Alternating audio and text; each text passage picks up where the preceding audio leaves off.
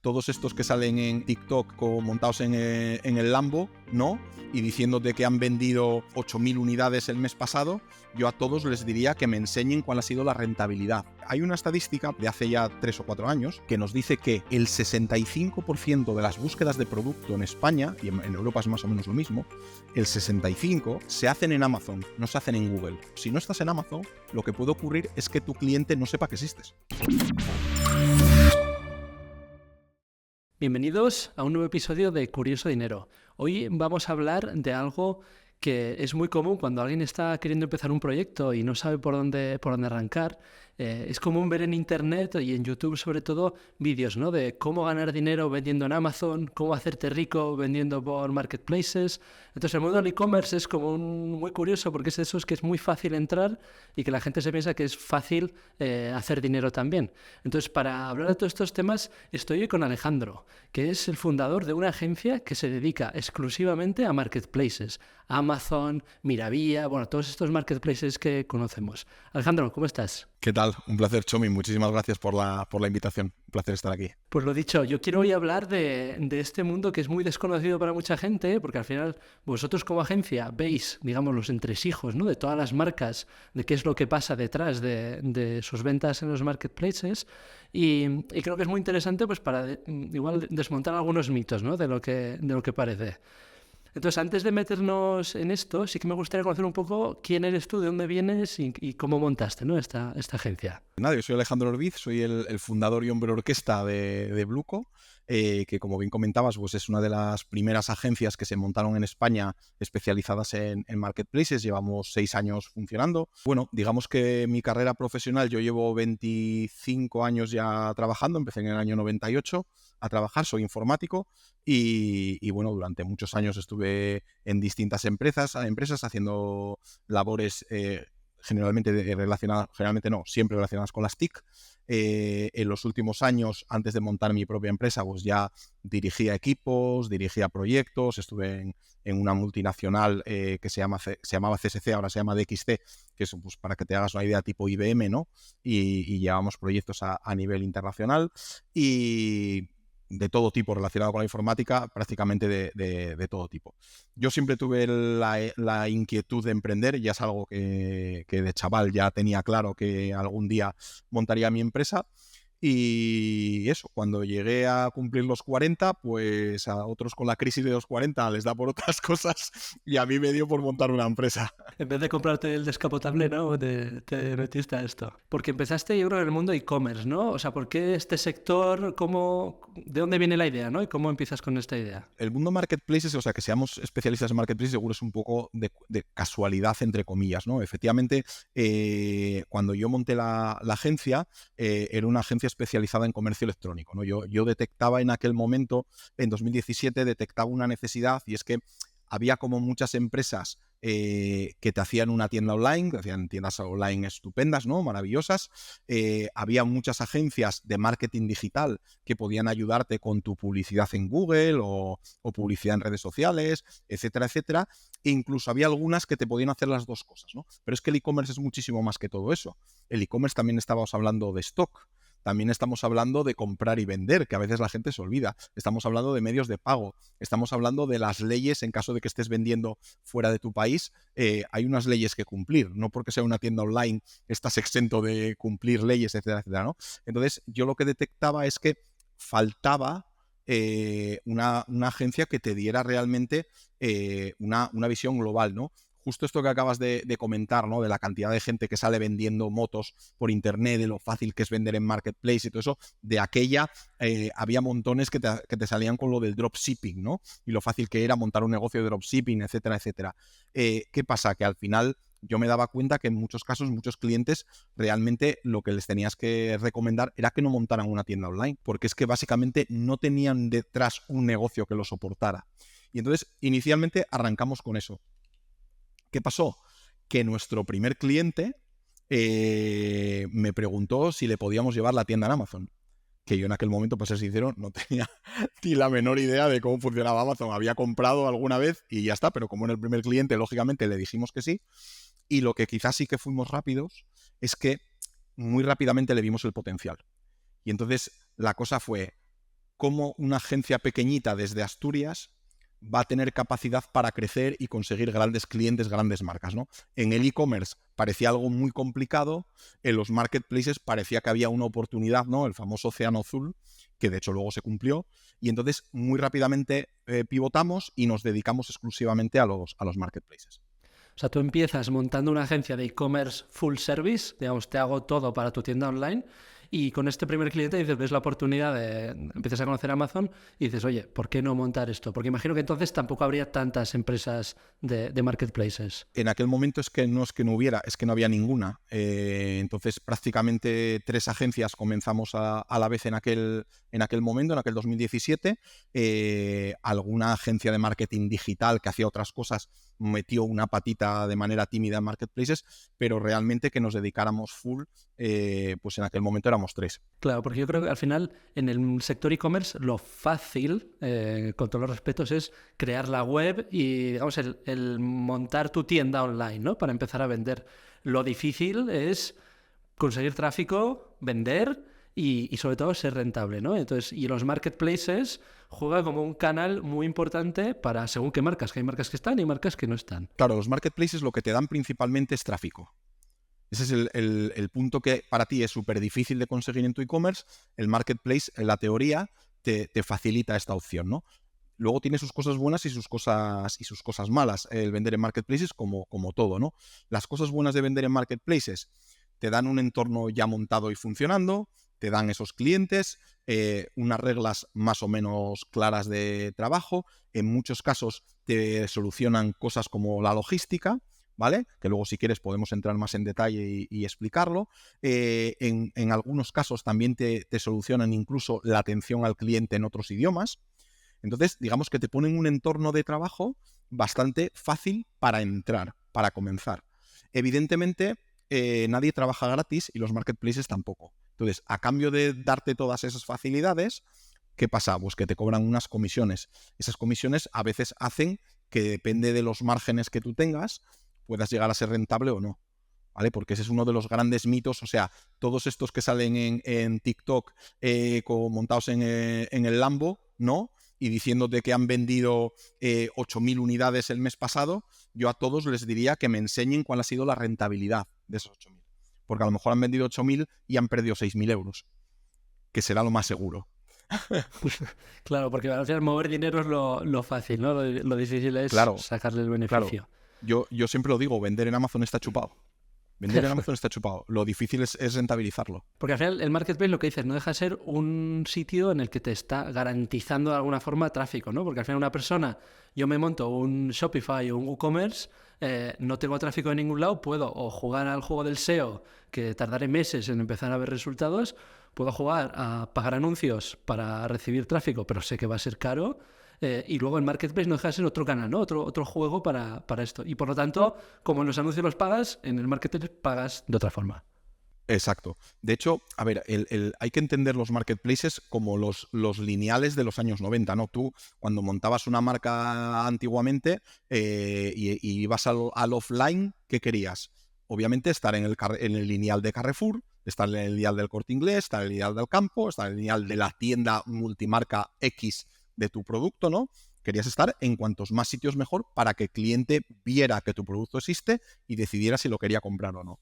Bueno, pues los marketplaces son los lineales del siglo XXI. Entonces, tú necesitas estar en esos lineales primero para que la gente sepa que tu producto existe. Entonces, ese es el primer punto que una marca tiene que decidir a la hora de tomar una decisión estratégica de estar en un marketplace. La primera decisión no es si quiero vender o no en los marketplaces. La primera decisión es si quiero estar para que me vean. Luego ya vender es una decisión que tomas después, que ya tienes que definir si tienen que ser mis distribuidores quien vendan mi marca, o tengo que ser yo mismo, o tengo que vender unos productos y otros no, o si tengo que vender unos productos en los marketplaces y otros no. Pero forma todo parte de una estrategia global. Hay una estadística de hace ya 3 o 4 años que nos dice que el 65% de las búsquedas de producto en España, y en Europa es más o menos lo mismo, el 65% se hacen en Amazon, no se hacen en Google, ¿vale? Entonces, claro, si tú quieres que la gente conozca tu producto, tienes que estar en Amazon y tienes que lograr aparecer cuando el cliente esté buscando lo que sea que tu producto resuelve, ¿no? Otra cosa, ya digo, es luego la estrategia de, oye, pues estoy más barato en mi web porque yo al final quiero intentar vender en mi web, tal. Bueno, eso ya son partes de la estrategia. Pero si no estás en Amazon, lo que puede ocurrir es que tu cliente no sepa que existes. Con semejante volumen de búsqueda, al final Amazon se está convirtiendo como en el buscador de productos, ¿no? Tal Sí que es cual, cierto que al ya final lo es de facto. ya lo es, claro, con siendo la mayoría. O sea, al final no deja de ser un canal más de venta, ¿no? El marketplace. Y tiene que responder a esta estrategia, lo que dices, una estrategia global de, oye, yo tengo esta empresa o tengo este producto y quiero venderlo, ¿no? ¿Dónde me conviene venderlo pues para mayor rentabilidad o mayor crecimiento o según el diferente momento en el que pueda estar la empresa? Porque además aquí jugamos ahora también con un cambio de juego, que bueno, ya hay mucha gente que lo reconoce, ¿no? Abiertamente, con lo que hablabas antes del SEO, el SEM, en las páginas web, en los e-commerce. Claro, hay un cambio en los últimos 5 años muy evidente sobre ese particular. Hace unos años, pues evidentemente el modelo era, me monto un blog, un videoblog o lo que sea, y me intento posicionar por las keywords principales, y atraigo tráfico, etcétera, etcétera. Y si no, incluso a nivel de publicidad, tenía un CPC muy claro, yo hacía mis cálculos y bueno, si a mí me cuesta 1 euro hacer una venta, mi producto vale 60, vale, me cuadra, ¿no? Entonces, eso era como un modelo de negocio sostenible y que tú veías unos resultados. ¿Qué ocurre ahora?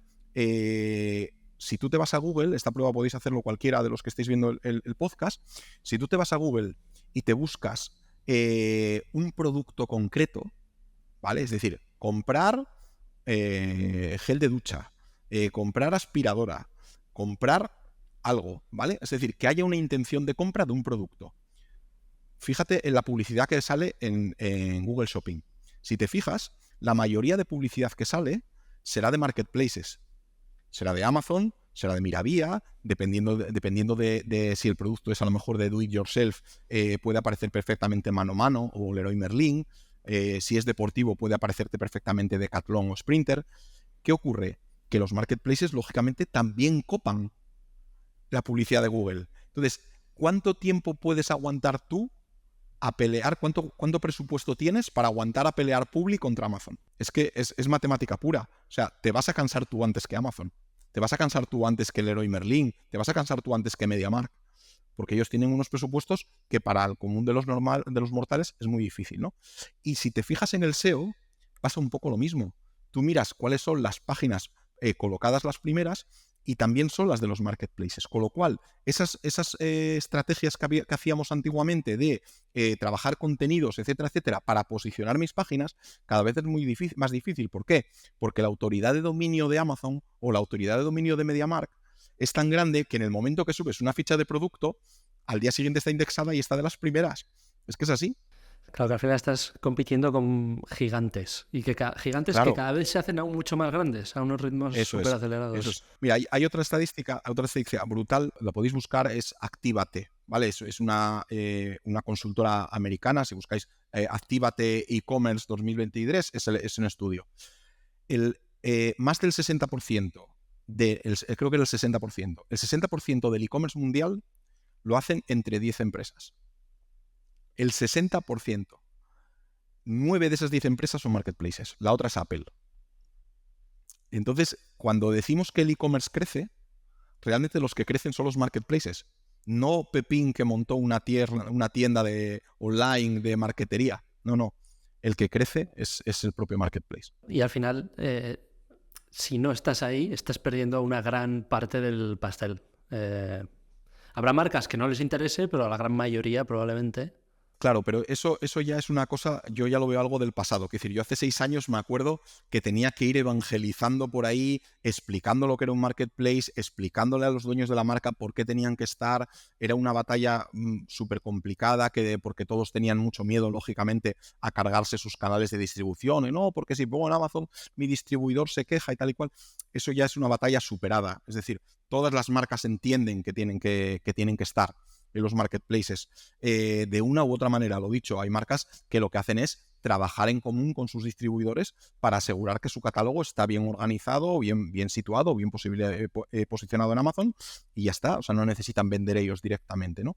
Entonces, pero hoy día ya es clave para una marca el estar ahí posicionado. Volviendo a tu historia, tú montas la agencia, tienes un cliente, este cliente no sé dónde viene, no sé si viene de la empresa que tenías, de un amigo, de dónde sale. este primer cliente viene de que ya me conocían, porque yo anteriormente aquí en Asturias había estado montando en paralelo con mi trabajo, pues había estado durante 1 año y medio montando un evento para emprendedores, para startups, que se llamaba Startup Brain, que era un evento de Google que se hacía a nivel mundial, ¿no? Y yo monté el chapter con otras personas, monté el chapter de aquí de Asturias, y durante 1 año y medio pues lo que hacíamos era dar eventos, un evento presencial en el que venía alguien, ¿no? Normalmente un inversor o un emprendedor, le hacíamos una entrevista, luego normalmente también pues, poníamos a una startup asturiana a que hiciera un pitch, ¿no?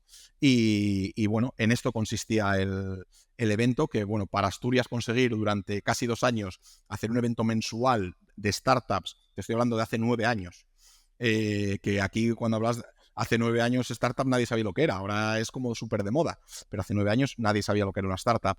Entonces estar hablando de levantar dinero, estar hablando de pitch, estar hablando de startups, etcétera, etcétera, en Asturias era un reto importante, ¿no? Entonces, bueno, allí fue donde conocí a esta empresa, y cuando les comenté que me iba a poner por mi cuenta y tal y cual, pues fue cuando me dijeron, oye, pues, ¿qué tal si nos ayudas con esto y tal?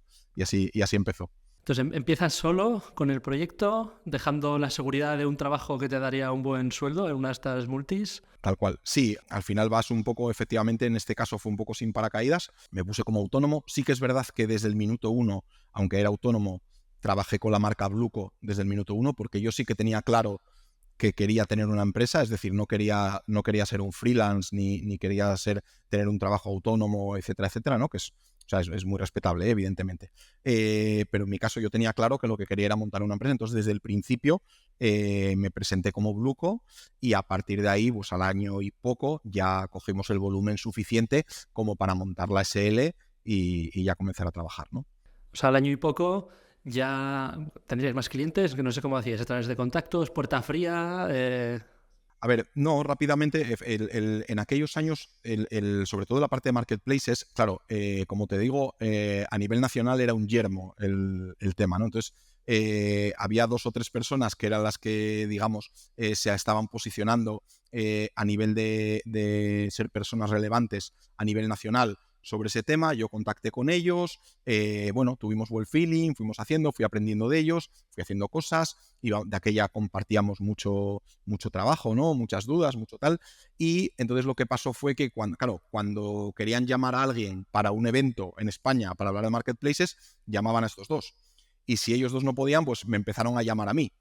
Y entonces tuve la suerte de que entré rápido en la rueda. Claro, entre tres te puedes imaginar, nos tocaba evento al mes a todos. Entonces, de los eventos solía salir siempre algún cliente, ¿no? Que ya te digo que los eventos eran de evangelizar. O sea, me iba a Alicante ante una audiencia allí de 60 empresarios, y ahí tenía que explicar lo que era un marketplace, para qué servía, lo bueno que sería para su marca. Y a partir de ahí, pues fuimos creciendo, ¿no? Claro, porque al final ahí se junta un poco, no, la suerte no, pero al final que llegasteis pronto, ¿no?, a este sector que estaba creciendo, que todavía no estaba profesionalizado porque no había agencia de este tipo, y por lo tanto al final cuando buscas a alguien para esto, más fácil, ¿no?, llegar a vosotros. Tal cual, tal cual. Y luego también nos sirvió mucho, claro, los marketplaces, uno, crece muy rápido. En aquel momento, pues prácticamente solo trabajábamos en Amazon. Ahora mismo en Bluco ayudamos a gestionar más de 50 marketplaces entre Europa y Estados Unidos. Hay cientos de marketplaces, ¿no? Entonces eso también nos permitió crecer rápido en eso, porque eso fue otra de las cosas que tuvimos que decidir, ¿no? Cuando llevábamos 2 años y pico, que ya teníamos una dependencia de Amazon bastante alta. Decir, bueno, tenemos una agencia, vamos creciendo, esto va bien, pero si mañana cierra Amazon, o mañana Amazon de repente da un servicio en que la agencia deja de ser relevante, cerramos. Entonces, en aquel momento decidimos que lo más razonable era ir abriéndonos a otros marketplaces, ¿no? Y luego, pues ya nos hemos ido, en Bluco lo hemos llevado al extremo, y hemos dicho, bueno, pues si vamos a ser que llevemos varios marketplaces, vamos a ser la agencia que estemos en más marketplaces, ¿no? Ese es un poco nuestro reto, el intentar ser la agencia que lleve más marketplaces, ¿no? Claro, porque es cierto que no paran de salir marketplaces y luego incluso hay marcas que se han convertido en marketplace. Por ejemplo, un PC Componentes, ¿no?, que era solo o sea, era tienda online pura, se convirtió en marketplace y ahora también tiene vende de otros. Y como PC Componentes, otros tantos, un Carrefour o bueno, no sé, otras marcas. El Corte Inglés, Fnac, MediaMarkt, Phone House, incluso Vodafone tiene un marketplace. Sí, prácticamente todos están, y el Leroy Merlin se acaba de hacer el año pasado, y es normal. Y es normal porque al final lo que están intentando es resolver una necesidad, ¿no? O sea, en el e-commerce hay tres palancas principales, ¿no? Por un lado, la amplitud de... Bueno, el primero, el ser confiable, ¿no? Es el punto principal, ¿no? Que seas confiable en el sentido de que generes total confianza, que entregues en poco tiempo, que puedas hacer devoluciones. O sea, un estilo Amazon, ¿no? ¿Quién es cuando piensas en confianza en e-commerce, piensas en Amazon? Bueno, entonces, ¿qué ocurre? Que, oye, pues el Corte Inglés, Carrefour, Fnac, todo eso, ese punto lo cumplen, ¿no? Ese punto lo cumplen también. El segundo punto clave es la amplitud de catálogo. ¿Vale? La amplitud de catálogo es el segundo punto clave en la venta. Entonces, ¿qué ocurre? Que claro, el Leroy Merlin tiene un catálogo amplio, pero no puede competir con Amazon. Entonces se convierte en marketplace para ampliar su base de catálogo, ¿vale? Y luego el tercer trigger que afecta en el e-commerce es el precio. Entonces, ¿qué ocurre? Que cuando tú conviertes tu tienda online en un marketplace, por el simple hecho de que tengas más de un vendedor vendiendo el mismo producto, se genera una competencia entre estos dos vendedores y ya hace que de manera natural tu precio sea mejor. Entonces, eso es lo que está obligando a todos los e-commerce grandes a convertirse en marketplace, ¿vale? Porque necesitan hacer esto para poder competir con Amazon o con todos los nativos digitales que llegan, ¿no? Claro, porque al final los grandes compiten contra los grandes. Así como una marca de ropa, imagínate que solo tiene su marca, igual no le interesa convertirse en marketplace. Un grande multimarca, que son PC Componentes, Fnac, todos estos, o van por este canal, por esta vía, o si no, se están limitando, o están muertos, ¿no? Claro, ese es el punto.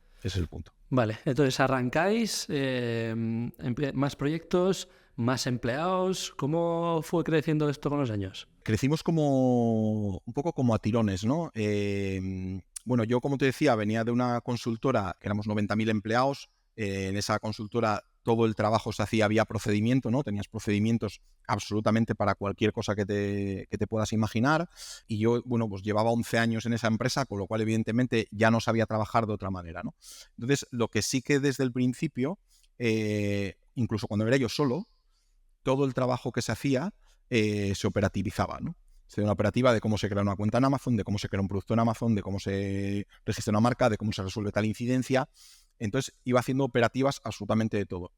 Esto que luego nos permitió crecimientos muy, muy rápidos, ¿vale? Primero empezamos de manera natural. En los 2 primeros años yo creo que llegamos a ser 6 personas más o menos, ¿vale? Eso un poco de manera, cada 3 o 4 meses iba entrando una persona y tal. Pero luego, justo después del COVID, bueno, en el COVID, como os podéis imaginar, pues tuvimos un periodo ahí de impasse, pues que no sabemos qué iba a pasar, como todas las empresas, ¿no? Entonces tuvimos unos meses ahí de impasse y luego, pues para nosotros se disparó el trabajo, ¿no? Porque obviamente en el tema COVID, pues mucha gente quiso entrar en marketplaces, todas esas reticencias que hablábamos antes, con el COVID desaparecieron, ¿no? Entonces, eso nos hizo pasar prácticamente de 6 personas a 11 personas en cosa de un mes, mes y medio. ¿Qué pasó? Que en nuestro caso, como todo el trabajo estaba operativizado, realmente meter una persona nueva al equipo no tiene mucho impacto. O sea, rápidamente se puede poner a ser productivo y tal, ¿no? Y luego, yo ahora ya te hablo un poco de memoria, pero creo que fue como en 2022 o algo así, a mediados de 2022 o algo así, hicimos un pase de 11 a 20 personas. Porque en aquel momento realmente había más trabajo del que podíamos asumir. O sea, siempre era un tema, es el típico tema complicado, ¿no? ¿Qué haces? ¿Contratas gente para traer trabajo o traes trabajo y luego contratas gente, ¿no? Esta duda yo aún no la tengo resuelta. Nosotros siempre hemos ido por delante, es decir, nosotros hemos contratado a la gente primero y luego hemos ido a por el trabajo y hasta ahora nos ha salido bien, pero también es verdad que lo hacía un poco con el colchón de que estoy en un mercado, o estaba en un mercado que era un océano azul.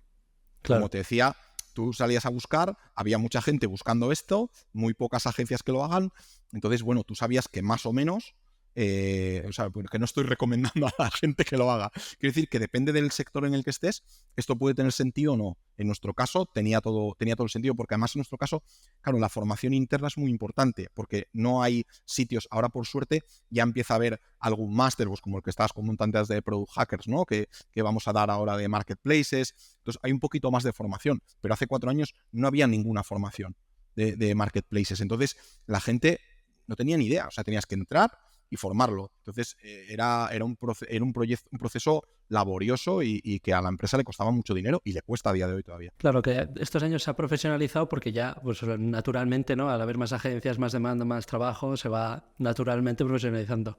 Que al principio lo que contratarías es gente con habilidades y potencial y luego te encargarías de formar, y gracias a tener todo documentado, todos los procesos, era más fácil que fuesen operativos, ¿no? Eso es. Y luego, eso, muy, muy repartidos bien los trabajos, el equipo de marketing, atención al cliente, los account managers, etcétera. Entonces, cada uno con su rol y eso ha permitido esos saltos, ¿no? De poder incorporar 9 personas de repente y que no sea un impacto. O sea, que era duplicar prácticamente el número y no tuvo tampoco un impacto importante en la empresa. ¿Y cuántos sois a día de hoy y cómo ha crecido la facturación a lo largo de los años? Pues ahora mismo somos 18, porque luego cuando hemos llegado a ese techo de las 20 personas, digamos que nos encontramos, que ese era un poco el techo que más o menos podemos crecer como agencia en este nicho de manera orgánica, ¿vale? O sea, ahora estamos en un punto en el que realmente para crecer nos tenemos que plantear o bien comprar otra empresa de nuestro sector, o bien que nos compren, o traer un inversor, ¿no? Y poder hacer algo así, porque realmente es difícil ya el ir trayendo más clientes, ir contratando, porque digamos que ya estamos en un punto en que no mejora tu EBITDA, no mejora, ¿vale? Entonces, en nuestro caso por lo menos no es interesante. Nuestra evolución a nivel de facturación, pues te hablo un poquito ahora de memoria. El año pasado pasamos del 1.000.000 de facturación y este año vamos a quedarnos cerca de los 2. O sea, el 2023 quiero decir.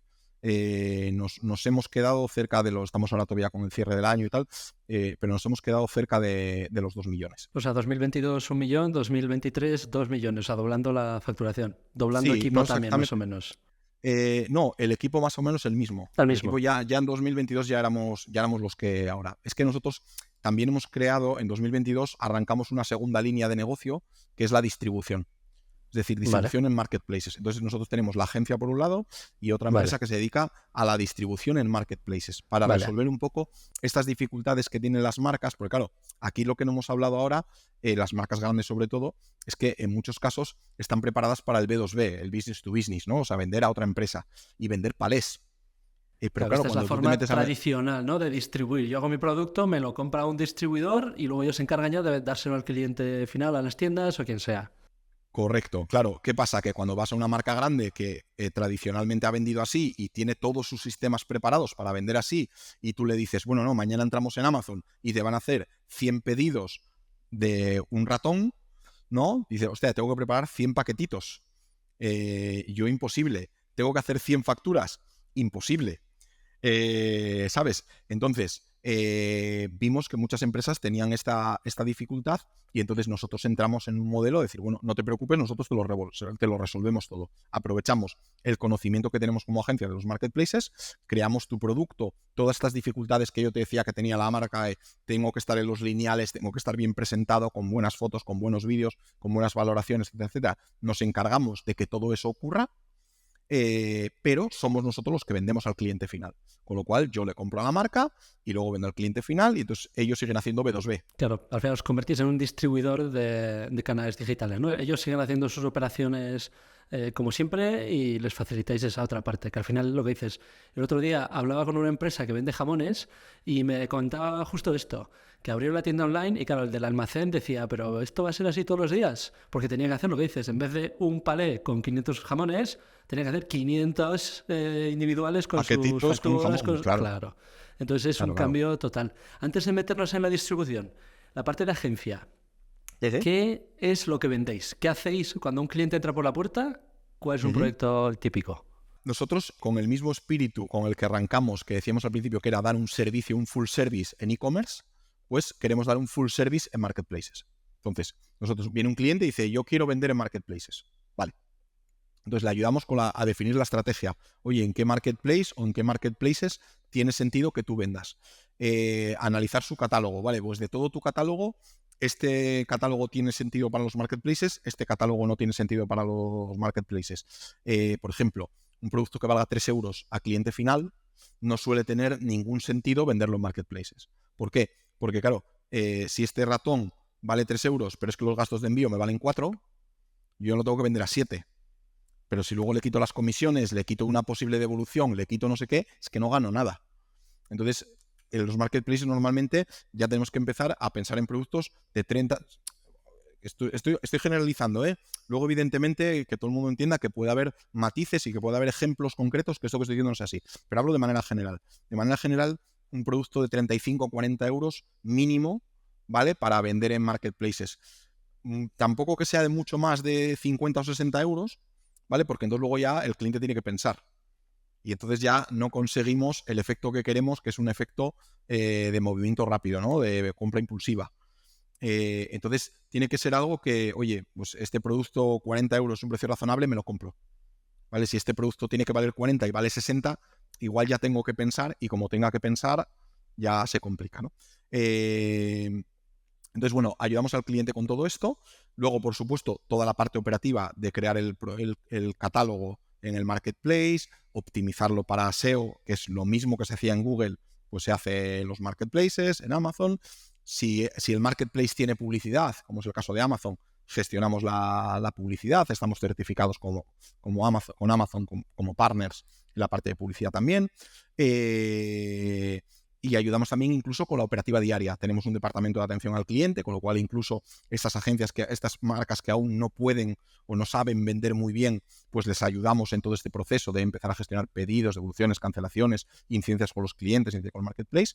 Y luego, lógicamente, les ponemos también un account manager, que es el que suele llevar el proyecto desde el punto de vista de negocio, ¿no? El que va diciendo, oye, pues deberíamos meternos en Amazon Francia, o estos productos deberíamos venderlos en packs porque esto no tiene sentido, o mira, deberíamos hacer una oferta de no sé qué, ¿no? Es un poco quien va poniendo cabeza e intentando rentabilizar lo máximo posible las ventas. ¿Y quiénes son vuestros clientes? ¿Son empresas grandes que son nuevos al marketplace? ¿Son nativos digitales? A ver, tenemos mucha variedad, principalmente por los años que llevamos, ¿no? Pero ahora generalmente, desde el 1 de enero de 2023, dejamos de trabajar con distribuidores. Ahora mismo ya solo trabajamos con marcas, ¿vale? Lo de dejar de trabajar con distribuidores fue porque lo que hemos visto, lo que te decía antes de los márgenes, ¿no? Por eso me río tanto cuando veo esos vídeos de TikTok, ¿no? De la gente vendiendo cosas, porque sé lo difícil que es rentabilizar un proyecto en un marketplace, ¿no? Entonces, vimos que con los distribuidores, en muchos casos, gente que habíamos llevado trabajando con ellos 3 o 4 años, que a lo mejor el primer año habían estado facturando 150.000 euros en Amazon, pues que el último año ya habían facturado 80.000 y encima el margen que habían ganado era para pagarnos a nosotros. Entonces, éticamente para mí eso no tiene ningún sentido. O sea, no tiene sentido tener a una persona moviendo dinero solo para pagarme a mí cuando no le estoy aportando nada, ¿no? Entonces, dejamos de trabajar con distribuidores por eso. Que evidentemente puede haber algún macro distribuidor, un mayorista que aún pueda estar ganando en los marketplaces dinero, por supuesto que sí. Pero es difícil y hay que ajustar muy bien y no volverse loco, ¿no? Entonces, por eso decidimos apostar solamente por las marcas. Entonces, dentro de las marcas, nosotros tenemos varias marcas grandes que, bueno, se pueden ver en nuestra web, pero yo que sé, marcas como Yadro, como Isabel Mora, Central Lechera Asturiana, hemos hecho alguna cosa para Puleva, bueno, tenemos varias, vale, DeLonghi, unas cuantas marcas grandes, ¿no? Y luego tenemos muchas marcas nuevas que no es que sean exactamente nativas digitales, pero sí que han salido ahora y entonces evidentemente lo digital es un punto muy importante para ellas. Entonces tenemos un poco balanceado en los dos modelos. Y de lo que trabajáis, porque has dicho que son muchos marketplaces, entiendo que la mayoría del trabajo seguirá en Amazon. Sí, lógicamente el marketplace por excelencia es Amazon, el que más clientes venden. De hecho, casi todos nuestros clientes, por no decir todos, venden en Amazon.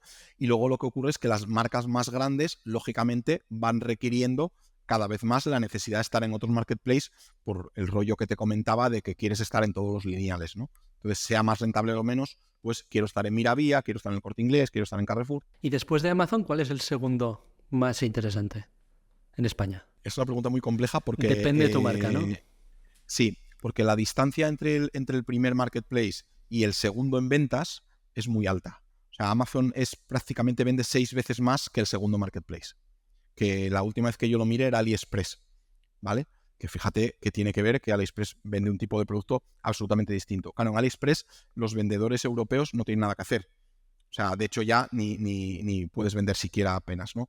El que está ahora creciendo mucho, bueno, el tercero en discordia normalmente era el Corte Inglés, ¿vale? Estos eran los 3, pero ya digo, la distancia del primero al segundo tercero Abismal. era muy amplia, abismal, ¿vale?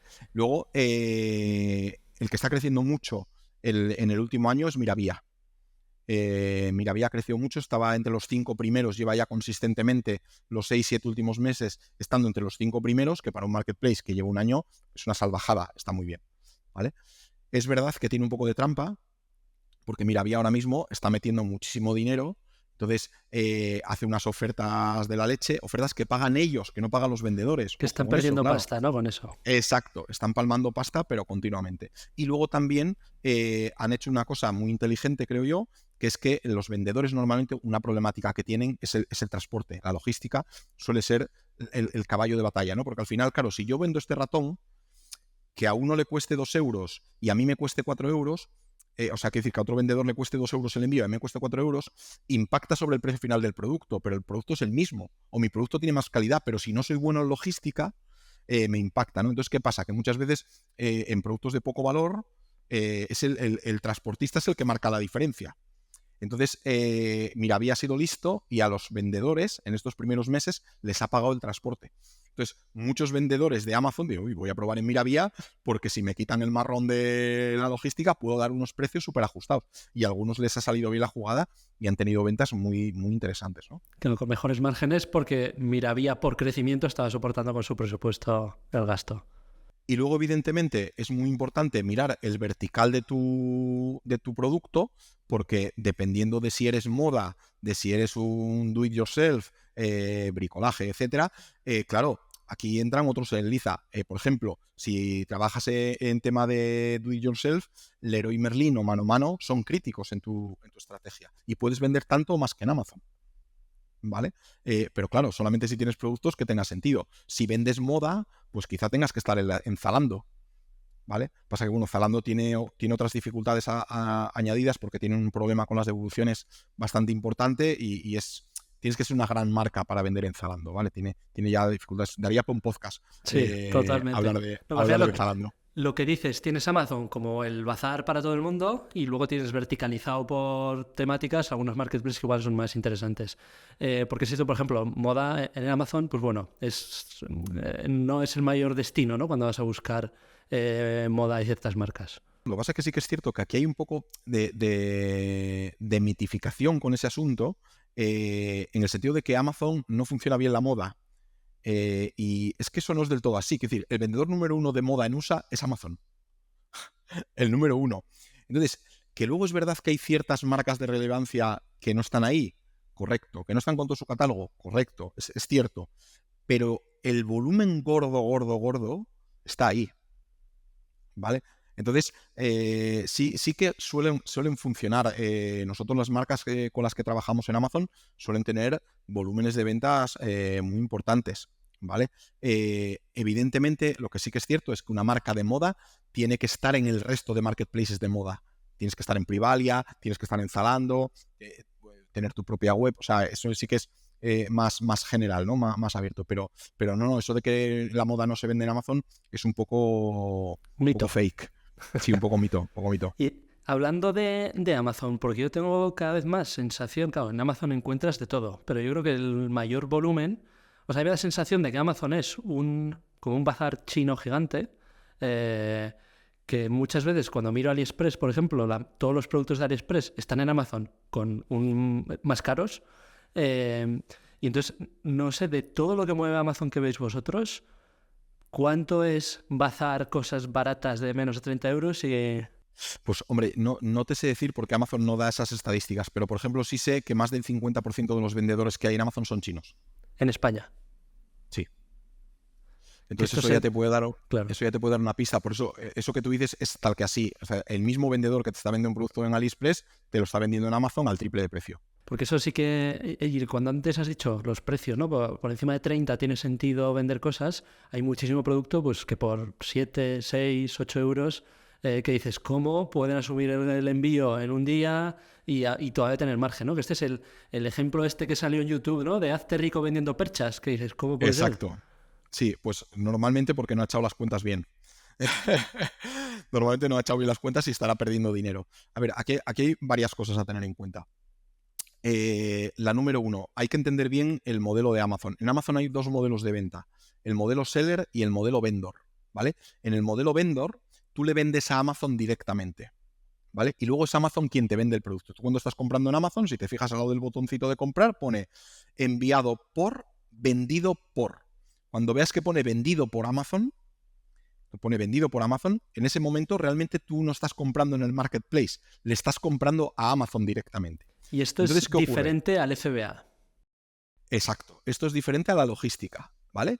Pues una cosa no tiene que ver con la otra. La logística es el enviado por. O sea, tú verás muchos productos que pone enviado por Amazon, vendido por Pepita, ¿vale? Entonces, cuando pone enviado por Amazon, vendido por Pepita, eso es que está utilizando la logística de Amazon, pero sí que es el modelo seller, el modelo de marketplace, ¿vale? Bien, entonces, ¿por qué digo que esto es importante? Claro, cuando estás comprando un producto vendor, le estás comprando a Amazon. Y entonces aquí, claro, Amazon ha hecho de distribuidor normal. Ha comprado un palé de cuchillos, ¿vale? Que le ha costado 1 euro cada cuchillo y te lo vende a ti a 5.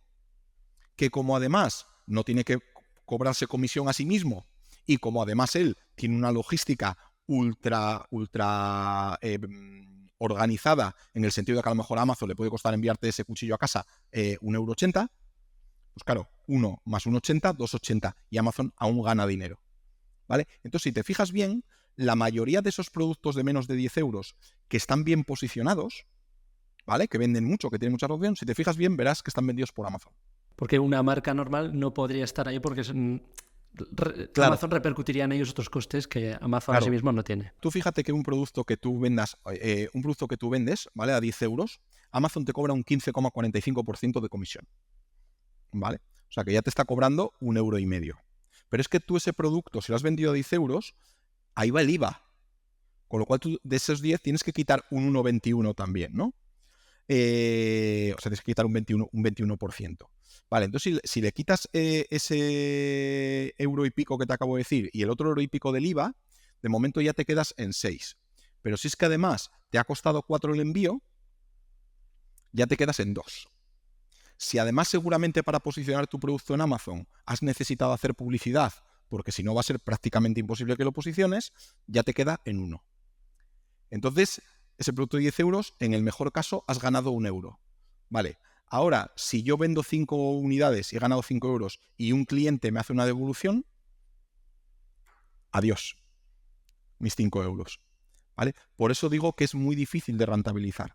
Oye, habrá productos que tienen muy poca devolución y que vendes 200 diarios y entonces, bueno, son 200 euros diarios, merece la pena, ¿vale? Luego hay productos que llamamos nosotros producto gancho, ¿vale? Es decir, yo tengo un catálogo muy amplio, soy bueno en logística y me interesa tener ese producto rotando, aunque no le gane dinero, porque así ayudo a que mi cuenta mejore sus números y por tanto Amazon me ayude a posicionar de manera general el resto de mis productos, ¿vale?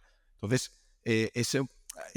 por ahí a veces sí que se hacen cosas de esas, pero hay que ajustar muy bien para no perder dinero porque, claro, ahí es un error, o sea, que eso ha pasado a muchos clientes. De repente Amazon te sube las comisiones de logística, de un mes para otro no lo miras con cariño y de repente tú estabas ganando 1,5 € y pasas a perder 5 céntimos en cada venta. Lo que dices, al final los márgenes son muy, muy justitos en estos rangos y o lo mides bien o estás Exacto, vendido. exacto, eso es. A la hora de vender en Amazon, porque lo que dices, ¿no? Igual usas estos productos gancho para posicionarte, pero parece que, ¿no? Yo voy a vender, imagínate, algo de 40 euros, por subirlo en Amazon, nadie, o sea, no tiene por qué salir a la gente, ¿no? Que al final hay una inversión detrás de que esto pueda aparecer en las primeras búsquedas. Hoy día ya el posicionar un producto en Amazon sin publicidad es prácticamente imposible. O sea, por no decir imposible, ¿vale? Entonces, luego también tienes que tener en cuenta el matiz importantísimo de cuál es tu marca. ¿Es una marca conocida o no? Porque son dos proyectos distintos. Y yo esto muchas veces, cuando nos vienen clientes y tal, y nos preguntan, ¿no? Digo, bueno, ¿y pues estos qué proyectos lleváis? Y a lo mejor les digo marcas que no conocen y se me quedan un poco así, ¿no? Y me dicen, ¿y solo esos? Y yo, no, mira, también llevo DeLonghi, también llevo Arcos y también llevo Yadro. Y yo, pero a ti todo eso no te importa. Y yo, porque realmente a ti lo que te importa es que hayas sido capaz de sacar estas marcas que no conocías. Y yo, porque la tuya no la conoce nadie. Claro, Entonces, porque eso es porque son batallas distintas. claro, porque esto, por ejemplo, un DeLonghi, que son famosos mundialmente por unas cafeteras italianas muy buenas, pues yo puedo ir a Amazon y buscar DeLonghi cafetera y entonces enseguida me saldrá. Pero, por ejemplo, el CBD, por ejemplo, que se ha puesto de moda en los últimos años, el CBD todavía no hay una marca que digas la marca del CBD. Entonces tú en Amazon no buscas la marca, sino que buscas CBD. Eso es, tal cual, tal cual. Ese es el ejemplo exacto, ¿no? Entonces, claro, la dificultad de posicionar un producto en una keyword de marca a posicionarla en una keyword de búsqueda es que no tiene nada que ver. Incluso en la de marca, porque mira, justo hace poco me compré una cafetera que hice la búsqueda por marca en Amazon y entre la marca me salían otros tantos que no eran de la marca. Por supuesto, claro, es que aquí vamos también un poco al debate que hablábamos antes de si tengo que estar o no en los marketplaces. Claro, si no estoy, ¿qué va a ocurrir? ¿Que la gente va a dejar de buscar mi marca? No, la gente va a seguir buscándola. Porque es como Nike, ¿no? Que es el ejemplo paradigmático de que Nike, sabes que se fue a Amazon, ¿no? Teóricamente, busca Nike. Verás que está lleno de productos de Nike, ¿no? ¿Que no los vende Nike directamente? No. Da igual, los venden mayoristas, los venden tal. El producto sigue apareciendo. ¿Por qué? Porque sigue habiendo cientos de miles de búsquedas al mes de Nike. Entonces, tú como marca puedes hacer lo que quieras, pero la gente te sigue buscando y entonces te arriesgas a que si no encuentra tu producto, quizás pruebe otro. Y entonces a lo mejor tú tenías muy claro que te ibas a comprar la cafetera de DeLonghi y ya lo habías mirado y ibas súper claro por ella, pero de repente DeLonghi, por poner un ejemplo tonto, que no es el caso, que además ellos venden y muy bien, unilateralmente decide que no está en el marketplace en cuestión en el que tú estás mirando y de repente te encuentras una cafetera de Cecotec que no habías mirado para nada, tiene un precio que te encaja y te dan ahí que te dicen puedes probarla 3 meses en tu casa y dices tú, coimes, pues me iba a gastar 400 euros en una cafetera, pero resulta que esta de 200 aparentemente tiene las mismas características y tengo 3 meses para probarla. La voy a probar. Y como te salga bien, tu siguiente cafetera ya no será DeLonghi, será Cecotec. Lo que dices, al final en Amazon está la intención de búsqueda, la intención de compra y de ahí no desaparece, ¿no? Entonces todo lo que se ofrezca ahí, al final se comprará. Que es como cuando vas al supermercado buscando una marca y no te la encuentras en el lineal, pues te llevas otra. Exacto. Entonces puede ocurrir que la quieras sí o sí y entonces a lo mejor te vas del supermercado al que fuiste, pero a lo mejor es que te daba un poco igual y venías a por esa porque era la que conocías, pero mira, como no. Y entonces en el marketplace pasa exactamente lo mismo. Vas con una intención de compra, pero si luego al final no te resuelve tu problemática. Otra duda, esta es un poco general, pero ¿quién está? Porque por lo que dices, los márgenes son muy ajustados y salvo que seas una gran marca que puedas permitirte la inversión y todo esto, ¿quién está haciendo dinero en Amazon? Hombre, el propio Amazon. La banca siempre gana. Sí. Amazon siempre está haciendo dinero, ¿no? Aunque digan que no, pero sí lo están haciendo. Y luego, a ver, las marcas cuando trabajan bien tienen una posibilidad importante. Es decir, hemos hablado como muy negativo, ¿no? En este rato que hemos estado charlando, hemos sido como muy negativos, pero evidentemente no están ahí la mayoría de las marcas para perder dinero. Cuando tú trabajas bien, cuando le dedicas esfuerzo, cuando le dedicas cariño, al final, si tienes un buen producto, esto es básico, ¿vale? Si tienes un buen producto, al final lo normal es que las cosas salgan y funcionen y acabes ganando dinero. ¿Con márgenes más exiguos? Sí, pero es que claro, hablamos de volúmenes que no tienen nada que ver. Porque es cierto que también han crecido cada vez más modelos, por ejemplo, una empresa en España que se llama Java, que se dedican a comprar, digamos, marcas de Amazon, ¿no? Que igual es, oye, un chaval en su casa ha creado una marca de, yo qué sé, un aceite para el coche que la está vendiendo muy bien en Amazon y luego ellos compran esta marca, ¿no? O sea que es posible crear tu propia marca que solo venda en Amazon y que te dé para vivir bien. Por supuesto que sí. O sea, yo lo que quiero decir es que cuando lances una marca en Amazon, que tengas claro que te va a costar esfuerzo, que te va a costar trabajo, te va a costar dinero, ¿vale? Pero no es imposible. Si tú dominas mucho un nicho, miras bien, analizas muy bien tu competencia en Amazon, a qué precio están vendiendo, que tú realmente te enteres bien de cómo van todo lo que explicamos antes de las comisiones, etcétera. Y luego puedes preparar, bien porque seas fabricante, bien porque lo puedas pedir a un fabricante cualquiera que te fabrique algo con unas especificaciones y tal, y lo puedes llevar a cabo y lo haces bien, se puede conseguir y se puede ganar dinero, por supuesto que sí. Pero no es un camino corto, no es un camino fácil. Sí, no es de compro un palé en China, lo traigo, le subo el precio y... Eso...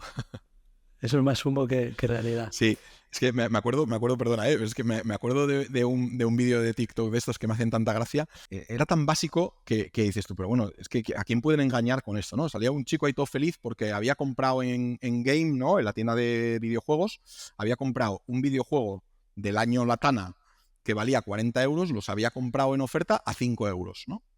Y entonces él decía que ahora, claro, que lo iba a vender en Amazon a 40 euros. Dice, claro, los lo he comprado a 5 y lo voy a vender a 40. Le voy a ganar 35 euros.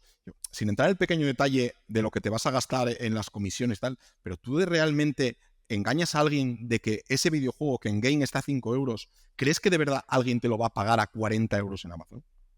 Siendo realista. Entonces, es de puro sentido común, ¿no? Entonces, es cierto que hace muchos años, pero ya incluso antes de que nosotros empezáramos, hace 10 años, 8 años, ese tipo de mercadeo todavía se podía hacer. Es verdad, porque había muchos menos vendedores, la oferta era menor, y entonces a lo mejor te encontrabas en el Carrefour una super oferta de que estaban liquidando 5 productos y entonces tú ibas y los comprabas al 50% y a la semana siguiente lo vendías en Amazon, y como nadie competía contigo, aquello, pues bueno, no era algo general, pero pasaba en Estados Unidos, que es un mercado muchísimo más grande, hay incluso libros de esto, pero esto hoy día es prácticamente imposible.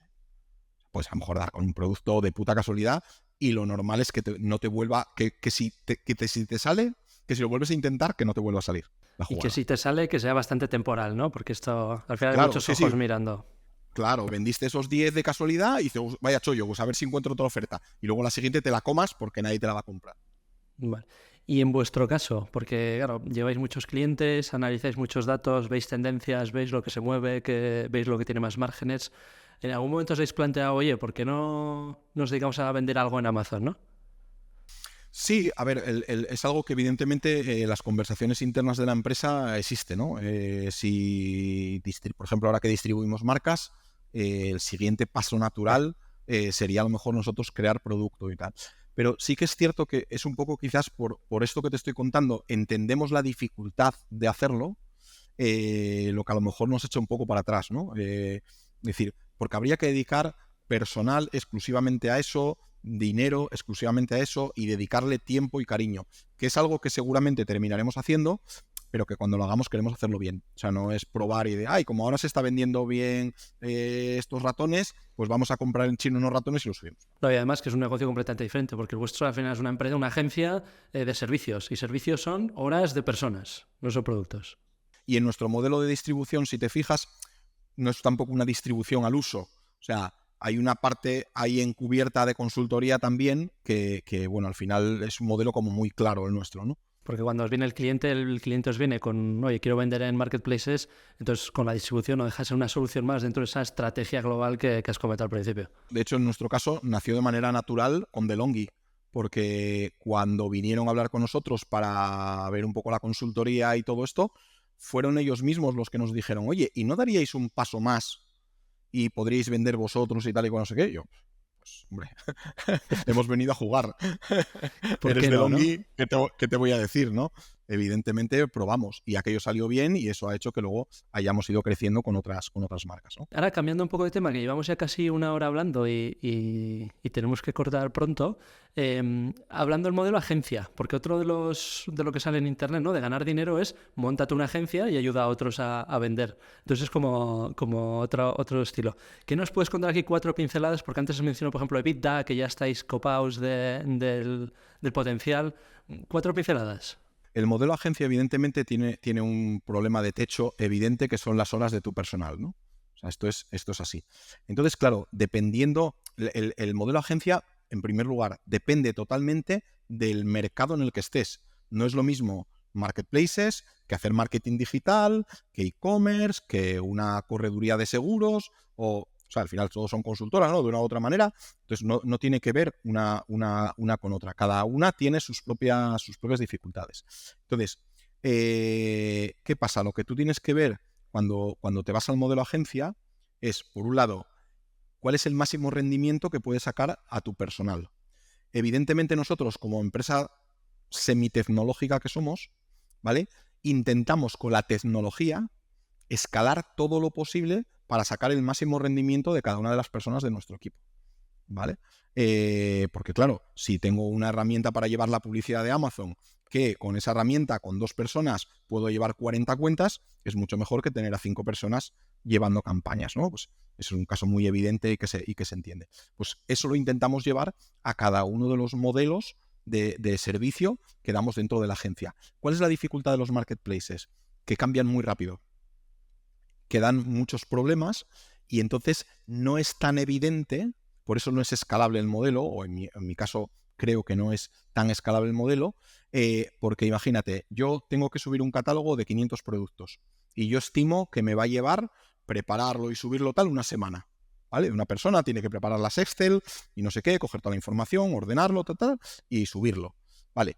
Luego resulta que cuando me pongo a subirlo empieza a dar incidencias, que en muchos casos ocurre, que esto no es algo raro, y lo que tenía que haber sido una semana se ha convertido en 2 semanas.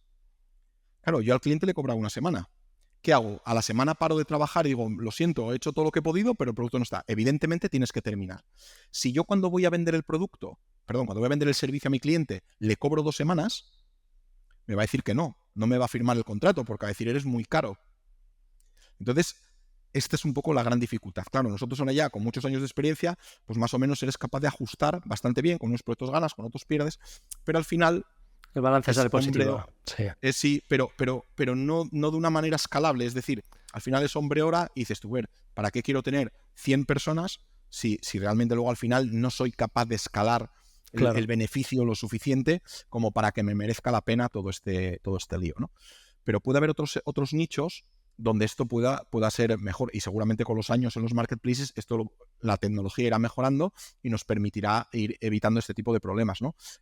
Claro, en un modelo, por ejemplo, de publicidad en redes sociales, ¿no? Por ejemplo, que está como más estandarizado, pues oye, yo cobro un tanto por ciento de la cantidad de pasta que te gestione, y como ahí es un sota caballo rey, en el sentido de que llevo estas campañas de estas páginas web o estos productos o de lo que sea, y esto, pues bueno, es un modelo relativamente escalable. Oye, una persona me puede llevar 20 cuentas.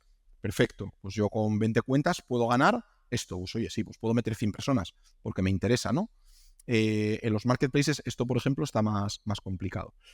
De todas formas, lo que te decía al principio del podcast, que también uno tiene que valorar, es verdad que en la agencia hay veces que si no haces crecer el personal, o sea, si no creces en personal, tampoco puedes crecer como agencia. ¿Por qué? Porque también hay clientes que si eres una agencia de 4 personas no te van a venir. Claro. Ese es otro punto clave. Es decir, yo intento mantener, bueno, porque nos va bien así, estas 18 o 20 personas que te decía. ¿Por qué? Porque también sé que es un número en el que las grandes marcas ya nos ven con la suficiente consistencia como para llevar esto, que es una parte de un micronicho, ¿no? De su negocio, tal. Ahora, si fuéramos 5, ya sería más difícil que confiaran.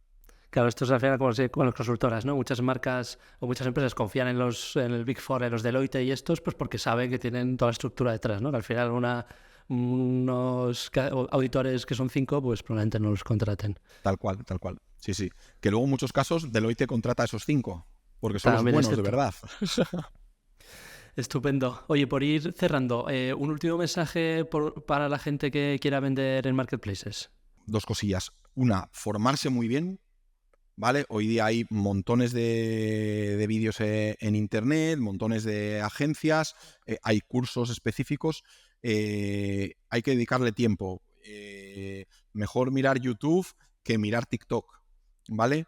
Hay grandes profesionales por ahí con agencia que están haciendo vídeos muy, muy interesantes, podcasts interesantes, la propia documentación del propio Amazon o del propio Miravía, hay cosas abiertas que se puede uno leer y enterar. Hoy día hay millones de posts donde puedes entender bien todo esto. Consultar con varias agencias, ¿no? De, oye, quiero hacer esto, quiero este proyecto. Seguramente si contactas con varias, te daremos feedback que te ayudará a ordenar tu cabeza y pensar en, oye, pues no sabía esto de vendor, ¿no? Que contasteis antes, pues sé que lo tengo que mirar. Ese tipo de cosas. Ir a eventos donde hablen de marketplaces o hablen de e-commerce es un buen sitio también para aprender, con las ponencias de los profesionales. Ahí se puede aprender mucho. Yo eso sería lo primero. Y cuando tengas más o menos claro lo que quieres, seguramente intentaría ir de la mano de un profesional, de una agencia o de un freelance. Sería lo que inicialmente vas a ahorrar dinero seguro. Si ya es difícil hacer rentable, ¿no?, la venta en marketplaces, como quieres hacer la batalla por tu cuenta, lo lleva más claro. Es que luego aparte ocurre continuamente, que eso nos llegan, muchos clientes nos llegan así rebotados, has creado mal la cuenta de Amazon, has registrado mal tu marca, has creado mal los productos, y todo esto tiene mucha más dificultad que hacerlo de cero. Arreglar los problemas tiene mucha más dificultad y tiene un coste mayor que hacerlo de cero.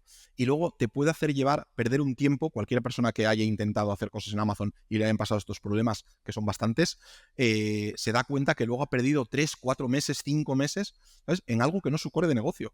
Porque su core de negocio tenía que haber sido estar peleando con el fabricante para que le bajara el precio, para que le mejorara tal característica, para asegurar que el packaging tuviera no sé qué, para asegurar que las instrucciones sean claras. O sea, debería haber estado trabajando en su core de negocio y no en algo que realmente le podía haber hecho un profesional y luego sencillamente ponerse a vender, ¿no? Pues con eso me quedo. Así que ya sabéis, todo el que quiera vender en Amazon, empezar a hacer las cosas bien desde el principio y con ayuda de profesionales. Y para eso os dejaré los enlaces de Alejandro en la descripción del vídeo, y si queréis contactar con él o con su empresa, ahí podéis hacerlo. Muchas gracias, Alejandro. Ha sido muy interesante. Pues muchas gracias a ti, Chomin, y oye, muchísima suerte con este podcast, que yo creo que va a ser súper interesante para toda la gente que esté empezando a montar una empresa o que tenga algo en la cabeza, ¿no? Que se vaya amueblando, que vaya viendo distintas experiencias de distintos sectores. Yo creo que va a ser muy enriquecedor, así que si hemos podido ayudar mínimamente, pues contento que estoy ya. Seguro que sí. Muchas gracias.